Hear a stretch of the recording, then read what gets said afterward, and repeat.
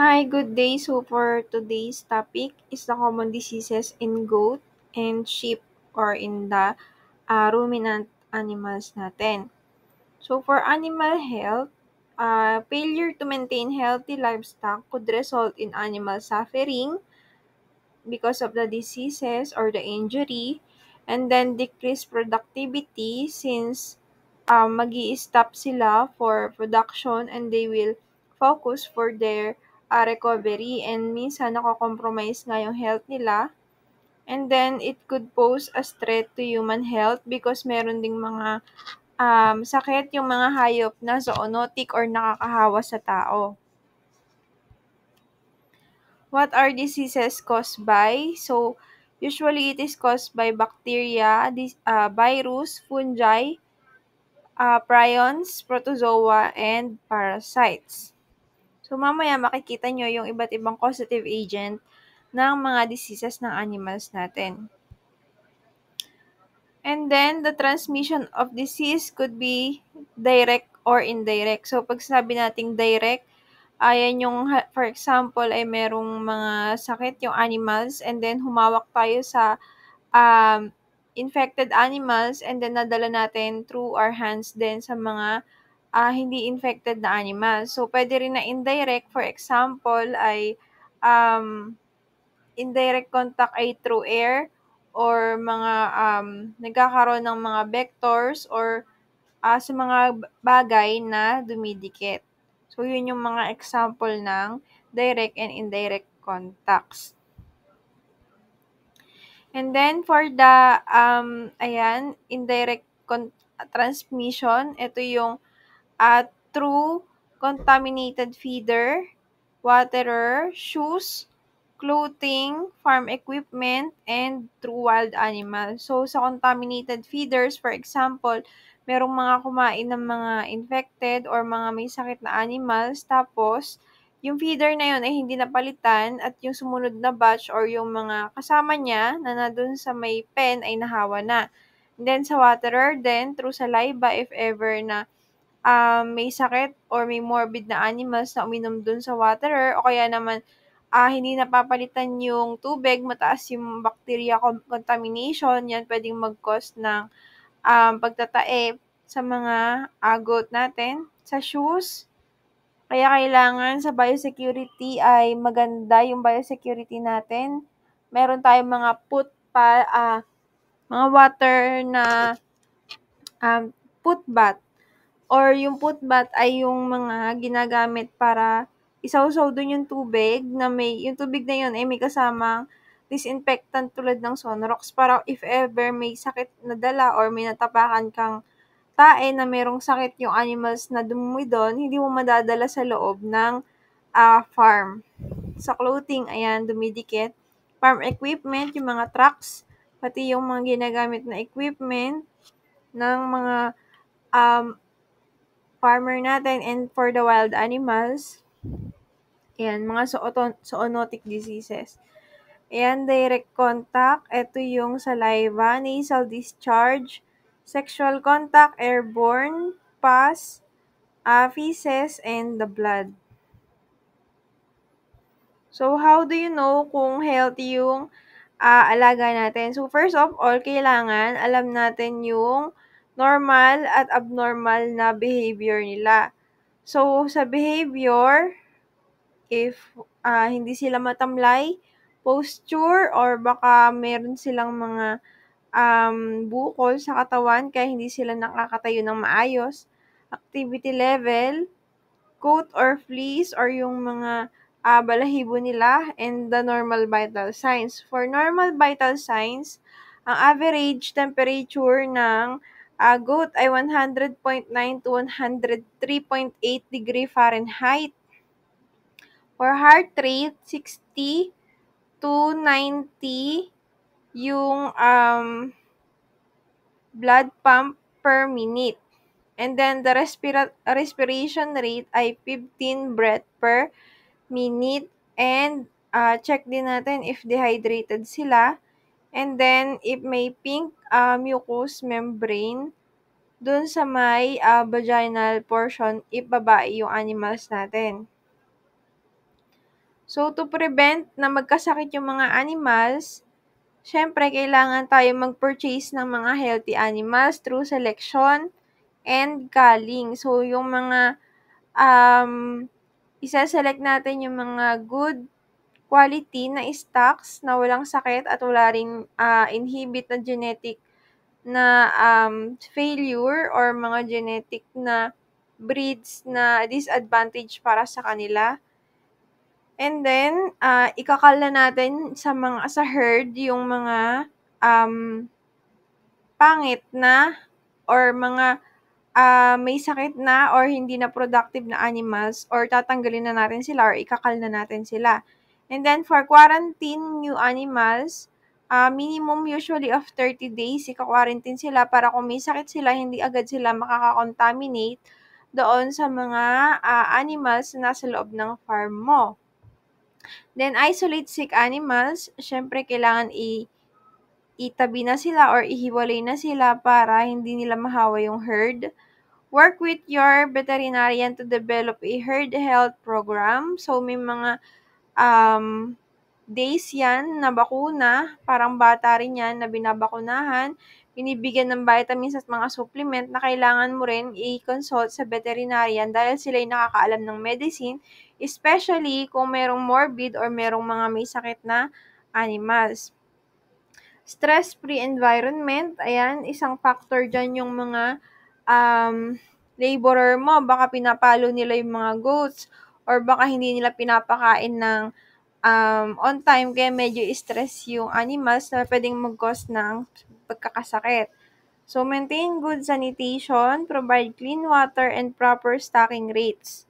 So, kailangan malinis, good sanitation, yung mga tae sa baba, dapat medyo konti yung mga langaw, natatanggal yung mga tae sa baba ng mga pen nila, then kailangan meron silang malinis na tubig, hindi yung may kitikite or may mga bakterya na sa gilid, hindi na napapalitan, may mga lumot na.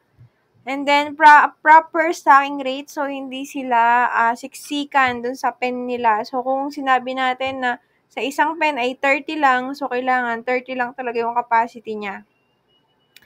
And 7, provide appropriate nutrition for age and stage of production. So, meron kasi tayong mga different nutrient requirement for each stage. For example, ay for grower, for breeder, for gestating. So, yan, magkakaiba sila ng kailangan na sustansya na kailangan ng katawan nila for their energy, protein, ayan, pati mga vitamins and minerals na kailangan ng katawan. Ayan, stage of production, yan yon yung mga grower, breeder. And then yung age, kung ilang weeks na sila, ayan. Also, you should keep good record keeping kasi nga diyan naka-base yung production mo. So, diyan mo makikita kung bumababa yung production nila. So, doon mo mapapansin kung merong mga nagkakasakit or maganda ba yung nagiging production nila. And then, make sure your animals are buying and herd looking healthy. So, ito yung mga kailangan nating itanong kung bibili tayo sa kanila ng mga stock, kung maghahanap tayo ng mga pagsaselect tayo ng healthy animals.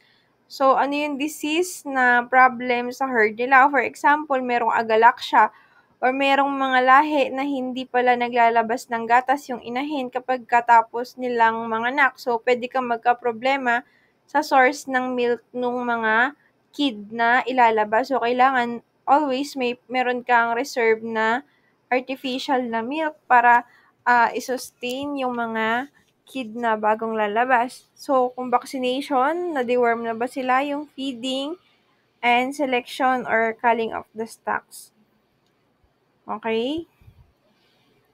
So, in many cases, animal for sale barn are poor choices, usually culled because of disease, defect, or poor performance. Animals are exposed to many other animals and possible diseases at the same barns.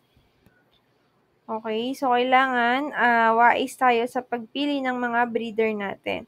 So, ito yung mga common infectious diseases of goats, nakakahawang sakit. So, first is the brucellosis. So, kung mapapansin nyo, dito siya sa knees niya. So, infected bugs may transfer the disease through natural or artificial breeding. Symptoms, abortion in many pregnant animals, retained placenta, infertility, persistent vaginal discharge, sterility, and back have swollen and painful testicles. Brucella. And then, next is the blood testing ang kailangan for treatment or control before inducing into the herd, and cell resopositive breeder box and vaccination be tried. So, ito ay usually for reproductive problems naman siya. So, hindi pala related tong picture sa mga sugat niya sa knees. Pero, siya ay for the infertility. So, mataas yung cause ng abortion sa mga pregnant, hindi nagtutuloy yung mga pagbubuntis nila. And then, minsan, yung mga lumalabas din na kid nila ay mga parang na-mummify. So, usually, yun yung subbrcellosis. At yung iba for the box ay or yung mga lalaki ay swollen and painful yung testicles nila. The next is the carpine arthritis encephalitis. So, ang agent niya ay virus. So, infection can be spread from dam to offspring through virus-laden colostrum and milk. But there are also evidence of horizontal transmission between adults. So, natatransfer siya through milk. So, arthritis is a syndrome shown by adult goats infected with CAE virus. Clinical signs include joint, capsule distension, yan, tulad nito. And then, lameness at dumadating yung point na napipilay sila. And then, progress to paralysis or tetraparalysis or um, tetraparesis. Depression, head tilt, cycling, opisthosinosis, torticollis, and padding are observed in infected goats. So, a firm swollen mammary glands and agalaxia characterized by hard odor symptoms attributed to CAC virus infected at the time of parturition. So, nairelate din pala dito yung agalaxia or yung pagka unable ng mother na mag-release ng milk or mag-produce ng milk. So, yung apistonos or apistotomnos ay yung abnormal na posture ng mga goats na nangyayari kapag yung muscle sa neck, sa back at saka sa legs ay parang tumitigas. Okay, so ang treatment dito ay so no specific treatment but supportive treatment may benefit affected goats. Phenylbutylene or aspirin can be given with arthritic form of disease. Antimicrobial therapy is indicated to treat secondary bacterial infection. Aspirin ay isang form din ng pain reliever. So, yung aspirin ay pain reliever and pwede mo rin siyang bigyan ng antimicrobial therapy.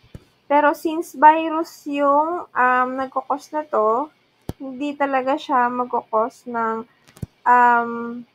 agarang epekto. So, yung antibiotic, pwede mo lang ma-support yung mga as treatment lang, ganyan. Pero hindi siya nakakagaling or ng sobra na agad-agad. So, to control yung virus, kailangan mong mag-permanent isolation ng kid at birth. So, ihiwalay mo yung anak. And then feeding of heated colostrum or papainitan mo yung gatas niya at 56 degrees Celsius for 60 minutes para kung merong mga virus doon ay mamamatay at kailangan na pasteurize yung milk. And then, kailangan mong mag-conduct ng semi-annual serologic testing or sa dugo para makita mo kung yung herd ay merong seropositive or seronegative na animals and immediate culling kapagka may mga seropositive or merong mga positive sa virus dun sa goats natin. So, immediate culling. So, kailangan tanggalin na yun kasi puwede pa nga siyang maka-infect ng other animal. So, disinfection of pen with phenolic or quaternary ammonium compounds is indicated. So, ito ay mataas na compound ng um, antiseptic or mga um, ginagamit na panglinis dun sa mga pen. Okay, next is Cassius lymphadenitis or cause siya ng Cyanobacterium acidotuberculosis.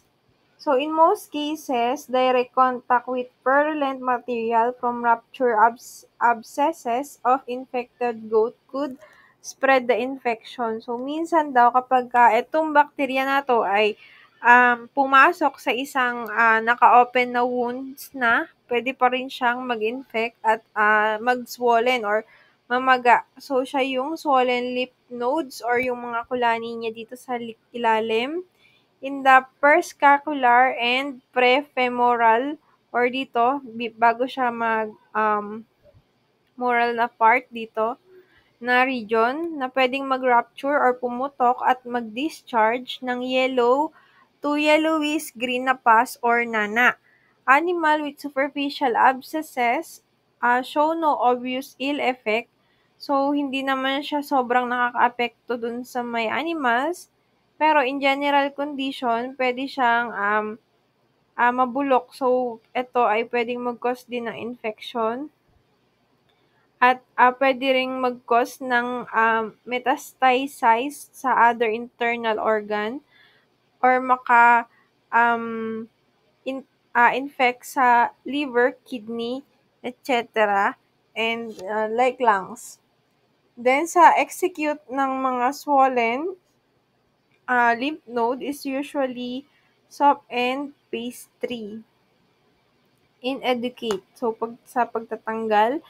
And for treatment, the formation or absence limit to penetrate the effective of antibiotics. Therefore, preventive or therapeutic treatment will not eliminate the organism from infected flocks or individuals. So, wala rin siyang treatment. Pero, pwede rin siyang saksakan ng, usually kapag may mga ganyan, ay may sinasaksak na antibiotic sa mga pus nila para i-treat yung mga sugat. And then next is the enterocymia from the word entero or sa small intestine na nagkakos ng bacteria na Clostridium perfringens. So, yung organism ng small intestine highly potent sa toxics na nakukuha through feeds and water. So, a dead goat's range of sign had been reported having seen prior to death. So, makikita na lang na yun yung kinamatay niya after siyang mai-open at tingnan yung mga organs niya. These include depression, diarrhea, bloat, staging, pain, coma, and death. Since yung disease ay associated with overreacting, the signs other that coma and death could be associated with that. Thus, the purified toxin, however, have result in diarrhea. So, kung mapapansin nyo dito, iba na yung kulay ng small intestine niya dahil affected siya ng Clostridium na bacteria. So, ito ay no treatment and prevention ay vaccination ng 2-in-1 or 5-in-1 na vaccine which include pulpy kidney. Reduce or eliminate milk or grains in there are being fed and provide some roughage to fill the rumen with less digestible feeds. Next is the foot and mouth disease. Ang causative agent ay virus din. It is from direct or indirect contact sa natural infected animals na carrier. So, pwedeng maging carrier dito ay yung baboy or kalabaw. So, kung mapapansin nyo, may mga sugat talaga siya sa bibig niya. Ayan. And then, sa foot din niya. Okay, and then may mga puwede rin siyang makuha sa mga blister fluid, saliva, and other bodily discharge na, infected sa mga hayop natin. So, ang symptoms niya, lagnat, vesicle, and erosion between hooves. So, minsan, napupunit or naghihiwalay yung dalawa na 'to kapag sobrang lala na ng foot and mouth disease na 'yan. Coronary bands, junction between skin and hooves. Ayan, medyo natatanggal-tanggal yung mga parts niya diyan. Yung mga teeth and other and oral mucosa and tongue. So, yan, may mga sugat. Pati yung dila, pwedeng magkaroon ng sugat. Raw ulceration following rupture of vesicle. Astringent for salivation, smartly of lips, difficulty in feed ingestion, syempre, dahil mouth yung ginagamit nila for comprehension or sa pagkuha ng pagkain nila, medyo nagkakaroon sila ng difficulty in feed ingestion and sa pagkuha rin. Strateging gait and lameness, abortion in pregnant animals. And also, ang treatment nito ay immediate notification of authorities kasi ini-eliminate na talaga sa mga farm natin ngayon yung foot and mouth disease dahil siya ay sobrang laki din na apekto sa income natin, hindi lang sa goat pero sa swine and sa carabao. And then, designation of quarantine areas and restricted movement of animals, disinfection of contaminated areas with strong virucidal solution, and then animals could be kept on dry ground and lesion treated with 5% formalin, mass vaccination of animal in the herd. Okay, next is the foot rot. Ang causative agent niya ay Decelobacter nodosus, which is nanggagaling sa mga hindi na ililinis na or na ititrim na animals. So, kapagka punta kayo sa mga farm, kailangan meron kayong mga daily schedule, hindi naman daily, pero meron kayong schedule for hoof trimming. So, kapagka hoof trimming, kung mapapansin nyo, humahaba yung kuko nila dito sa gilid at kailangan tinitrim yun. So, kapag hindi na-trim yun, pwede siya kasing mapasukan, tulad na ito, mapapasukan siya ng mga organic matter at saka mga humus na doon namamahay yung mga bacteria na soon ay nag-i-infect doon sa may tissue after nung hoof. Kaya, ayan, dumudugo yung mga hoof nila. So, requires injury and open lesion for hoof to be infected.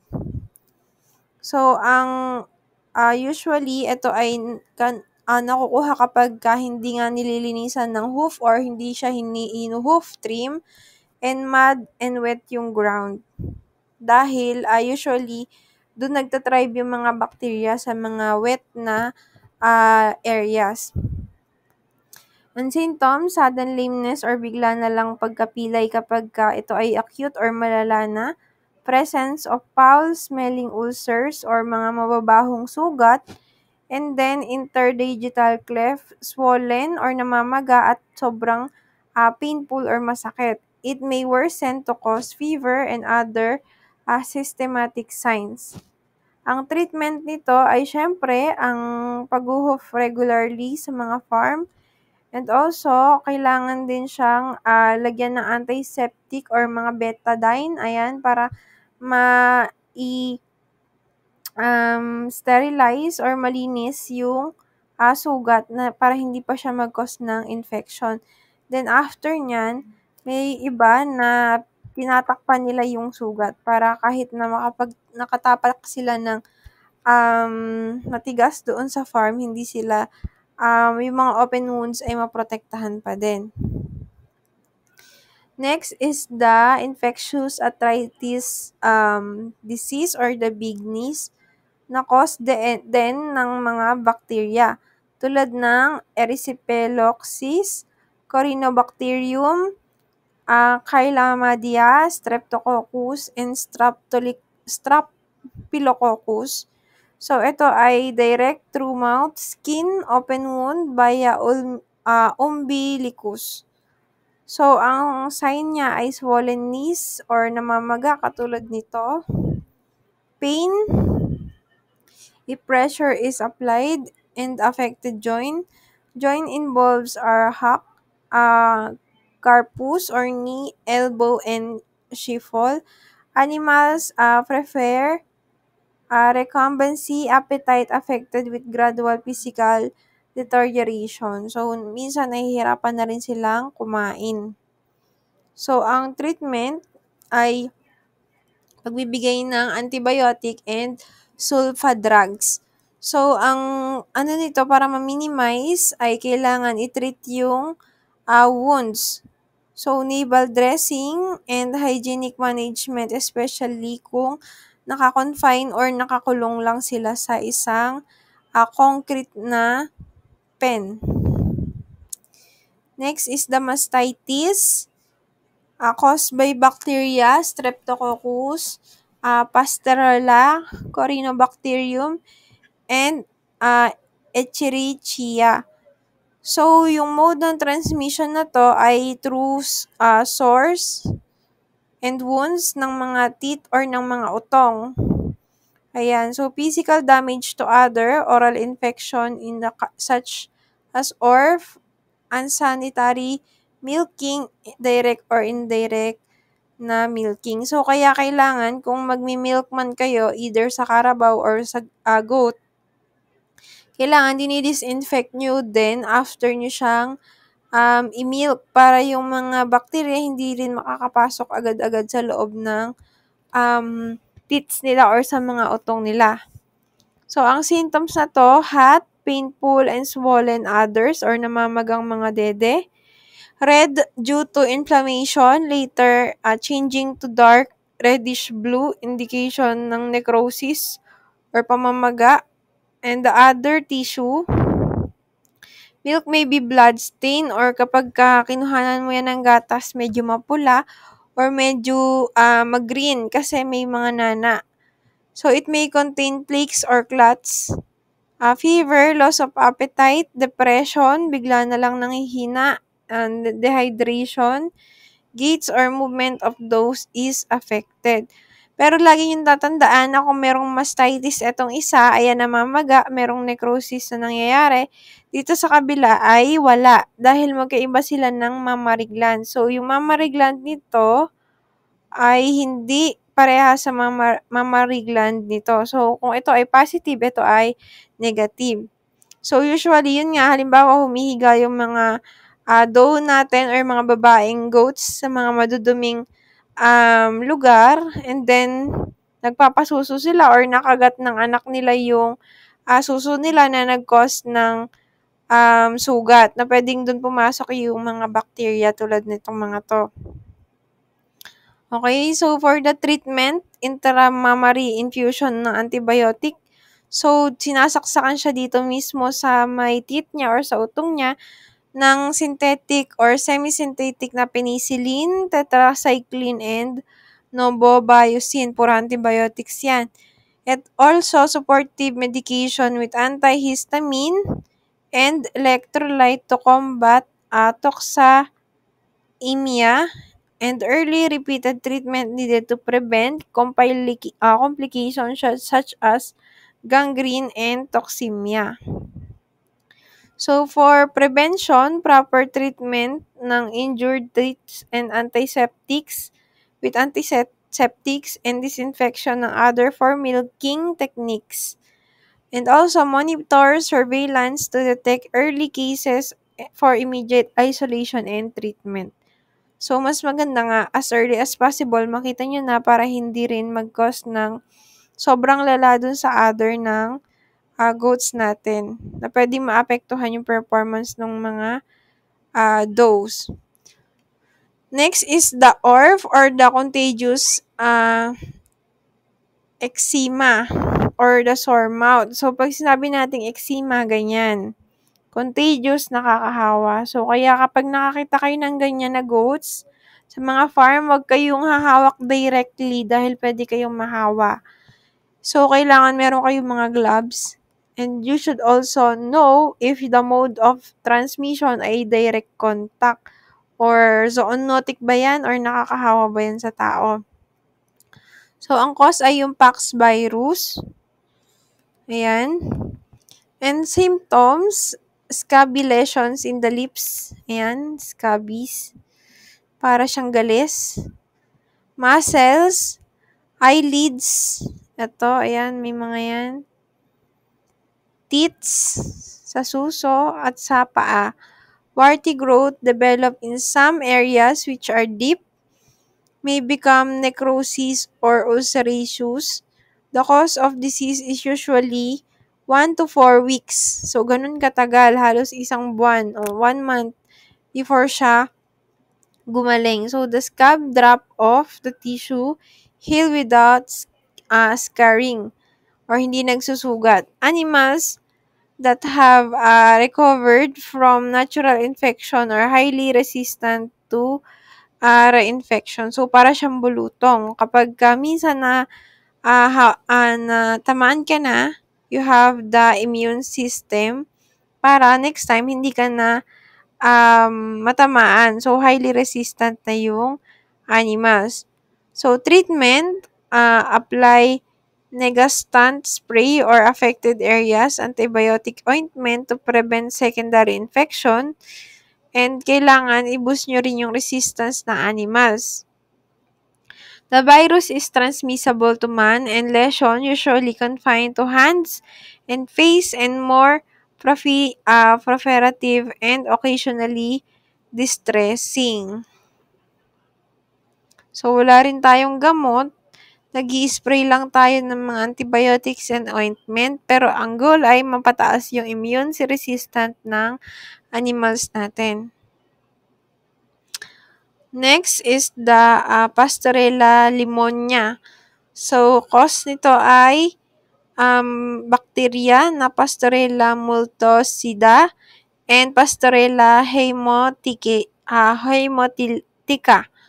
Okay, so for the mode of transmission, stress appear to be important factor ng breakdown ng respiratory tract defense mechanism, allowing Pasteurella SPP and other organism to invade the lung tissue causing pneumonia. So, kapag biglang bumaba yung immune system or sobrang stress ng animals natin, walang proper nutrition, walang proper management, pwedeng mag-breakdown yung respiratory tract niya na pasukin ng mga bacteria na to. Bumaba yung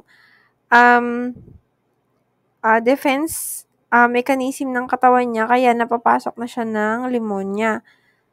So, early clinical signs are sudden death in few animals or decline in feed consumption within a group that we can observe 10 to 14 days after a stress. Fever of 40 to 41 degrees Celsius, serous early mucopurulent ocular or nasal discharge, anorexia, coughing, dyspnea, and lethargy are common. Strong sound, especially in cranioventral portion of the lungs, filled may be auscultated. So, mapapansin nyo, umuubo rin naman sila At yun yung usually symptoms kapagka merong pneumonia. Treatment ay antibiotics, Cartifer, oxytetracycline, one of the long-acting product, ampicillin, which is 10 to 20 milligram. And therapy should continue for at least 24 to 48 hours after body temperature has returned to normal. So, usually, ang duration ng pagbibigay ng antibiotics ay 4 to 5 days. So, kailangan ay complete niya yun. Then next ay yung pink eye infection. Siya ay cause ng bacteria din na Mycoplasma agalactiae and Mycoplasma conjunctivae. So, ito ay direct contact ng infected na tears from the fly. So, sila yung vector. For example, dumapo siya sa mga infected animals, then dumapo ulit siya sa mga non-infected.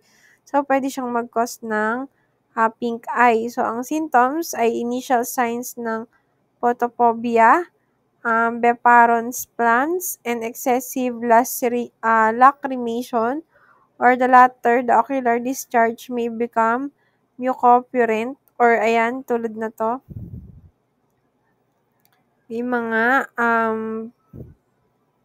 May mga parang sumasama na dun sa may laman niya ng konti. So, appetite may be deprived due to ocular discomfort or hindi siya sobrang nakakakita. That result in ability to locate yung foods niya. And then, yung duration ng disease varies sa ilang araw or linggo unless na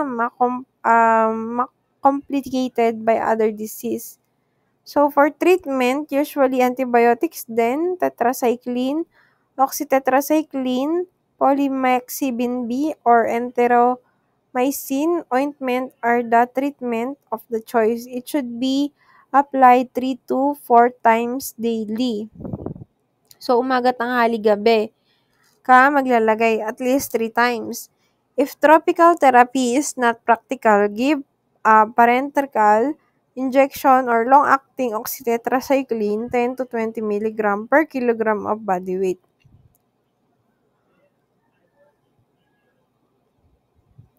Next is the tetanus, which had the causative agent of Clostridium tetani. It is direct infection due to introduction of organism in wounds during castration, dehorning, or in ulcerating wounds. Tetanus occurs 7 to 21 days after a wounding event. So, dun mo palang makikita kung infected siya ng tetanus. Ang symptoms, rigidity and stuffiness of muscle or tumitigas yung mga muscles. Tulad nito na di niya na ma-bend yung knees niya. Ayan, so nagkakaroon ng stiffness.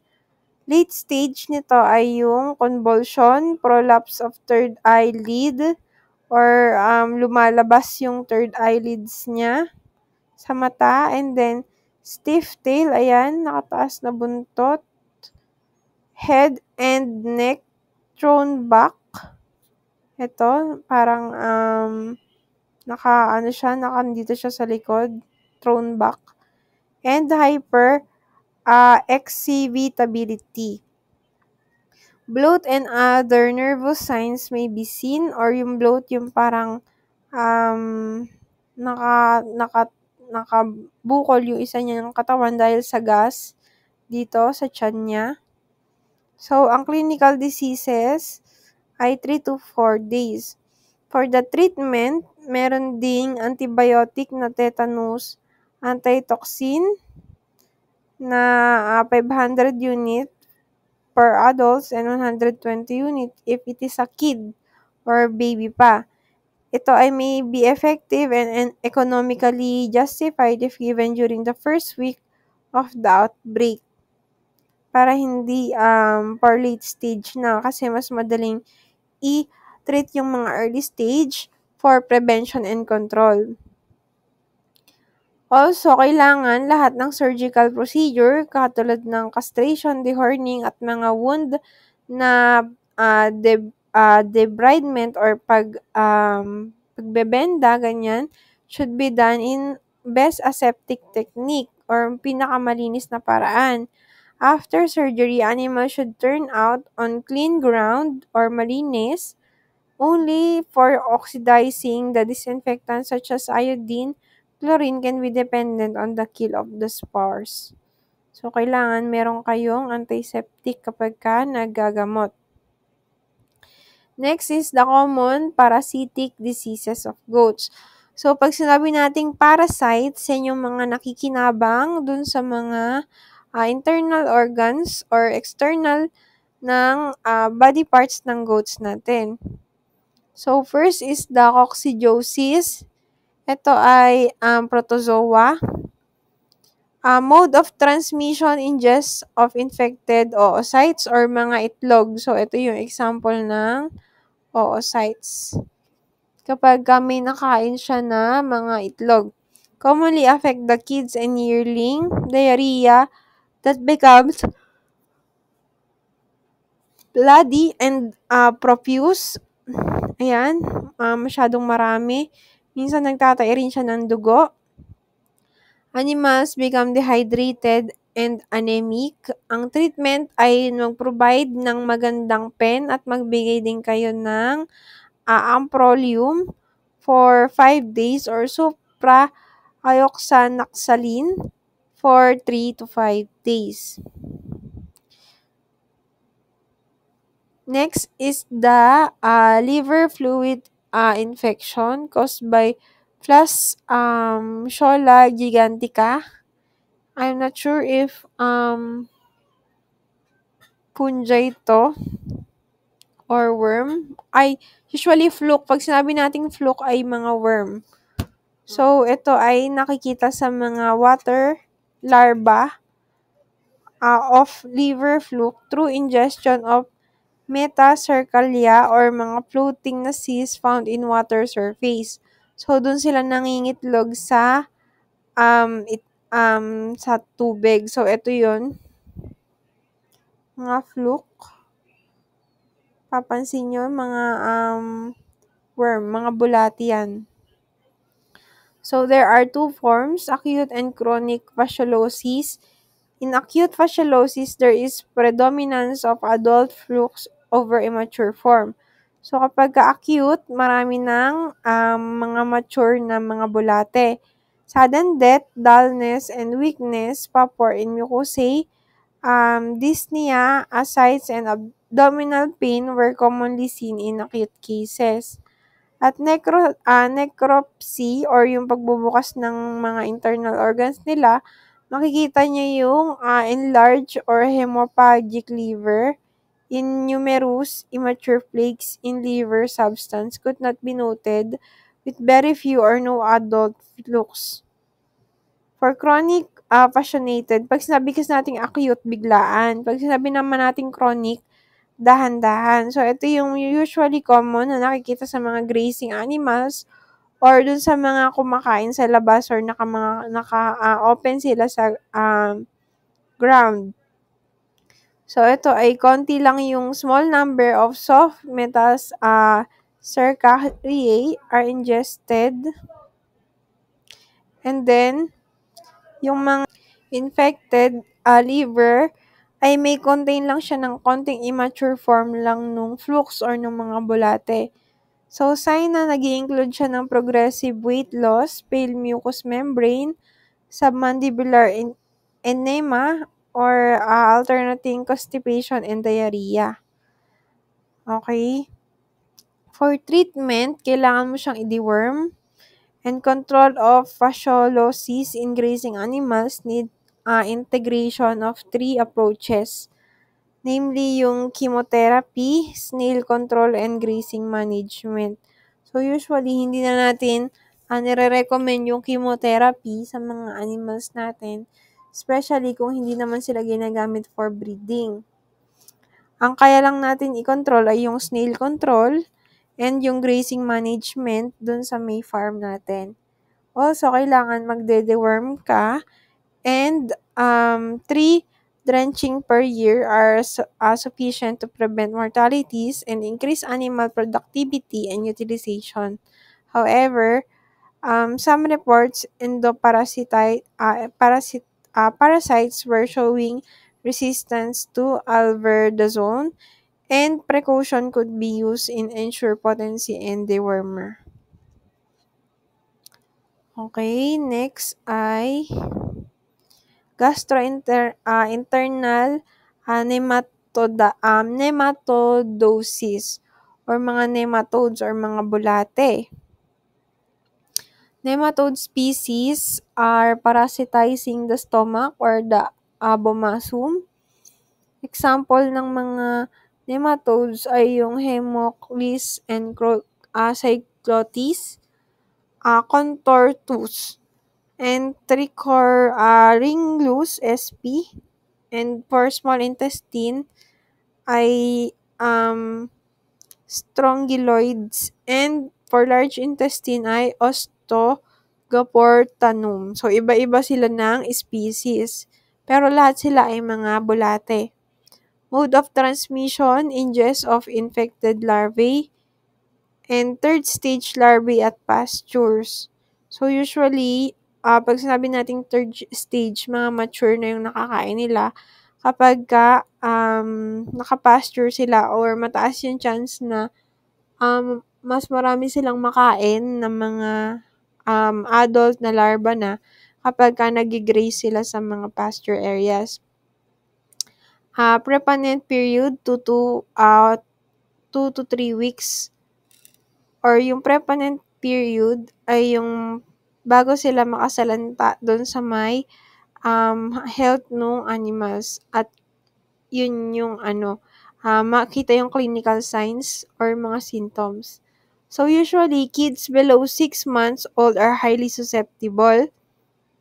Affected kids are pot-bellied, stunted, with poor hair coats, anemic, have diarrhea, edema, weakness, and sudden death. And mortalities can reach 60 to 80% in kids and weaners. Pag sinabi nating weaners, yung mga hindi pa naiwawalay sa nanay.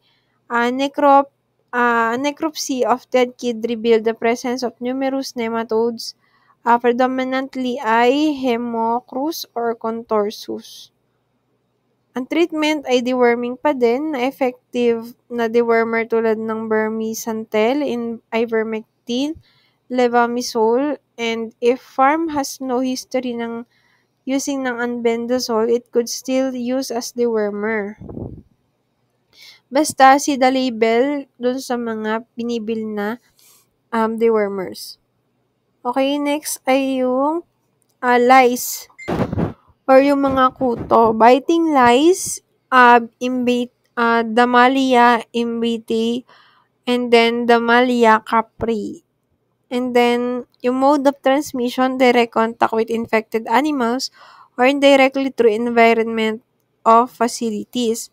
Ang symptoms ay unstiffness, poor hair coat, constant scratching and rubbing to relieve itching and irritation. Ang treatment ay yung ivermectin din, internal tsaka external parasite din kasi yung kaya niyang i-treat. And then, bath or paliguan yung mga goats ng may kasamang asuntol or negovator, amitsar.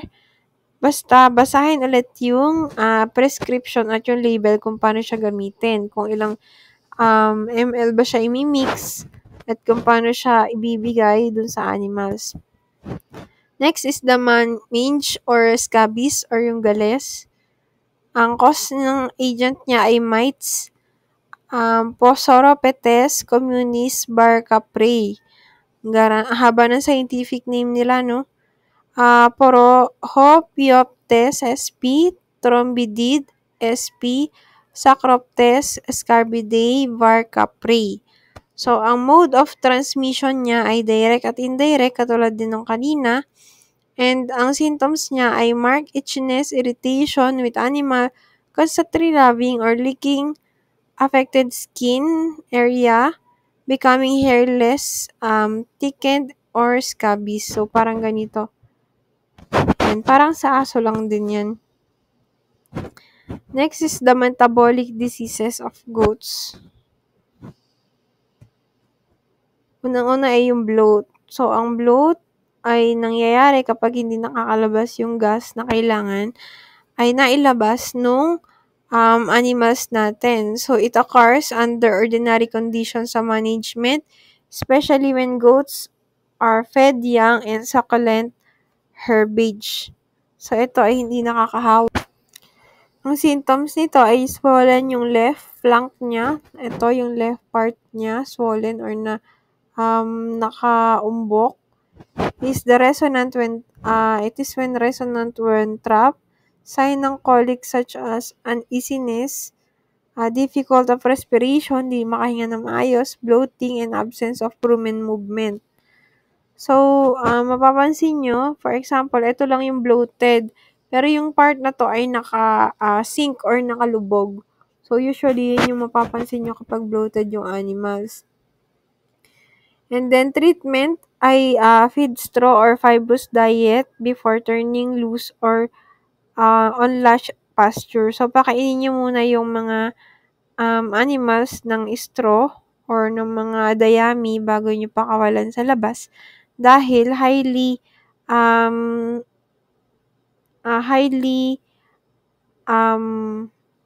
mataas yung gas or yung naibibigay na gaseous digestive gas ng mga succulent herbs na pag pinakawalan mo sila dun sa may labas. Na yun yung sa pre-range. In emergency cases, kailangan puncture ng rumen with large needle, 5 to 6 yung gauge or yung kapal ng needle, and tucular and cannula to release the gas. So, kailangan tusukin nyo na talaga yung tiyan nila para mag-release ng gas. Otherwise, mamamatay yung animals. And then, yung next, oil and fats, mineral oil, vegetable oil, or tallow are satisfactory to prevent foaming in the rumen. So, sa diet yan. So, nilalagay yan at binibigay yan ng mga farm managers natin sa nutrition nila. Next is the hypocalcemia. Pag sinabi niyong hypo ay mababa. Pag sinabing hyper, mataas. So, ito ay deficient ng calcium sa mga lactating does or sa mga nagpapasuso na inahin. So, usually, predisposing factor nito ay kung nagigrazing lang or kumakain lang yung mga animal sa mga free pasture areas.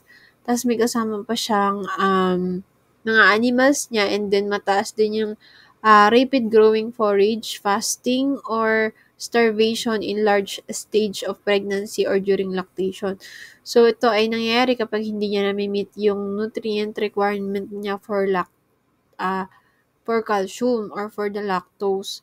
Kasi meron pa siyang pinapasusong mga young or mga kids and then mababa yung nakukuhanan niya na pagkain or mga sustansya para i-sustain yung kailangan ng katawan niya, pati yung kailangan ng mga kids niya.